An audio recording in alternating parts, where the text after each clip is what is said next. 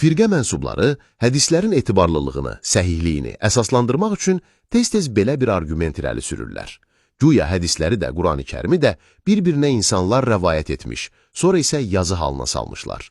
Bu iddia ilə onlar demək istəyirlər ki, əgər Quranın ötürülməsi etibarlı sayılırsa, deməli hədislərin ötürülməsi də etibarlı olmuşdur və burada şübhəyə yer yoxdur. Lakin bu arqument diqqətlə araşdırıldıqda ortaya ciddi suallar meydana çıxır. Ən əsas sual isə budur.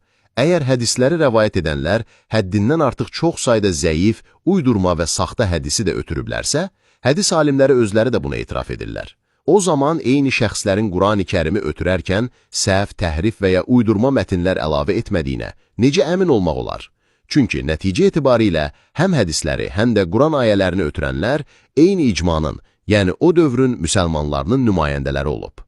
Əgər biz qəbul ediriksə ki, hədislər içərisində milyonlarla saxta və zəif rəvayət var və bunlar da eyni üsulla ağızdan ağza ötürülməklə gəlmişdir, o zaman belə bir risk Quran üçün də yaranmırmı? Deməli, hədislərlə Quranın ötürülmə metodunu eyniləşdirmək ciddi məntiqi səhvdir və bu məsələni düzgün anlamayanlar istər-istəməz öz arqumentləri ilə Quranın da etibarlılığına kölgə salmış olurlar.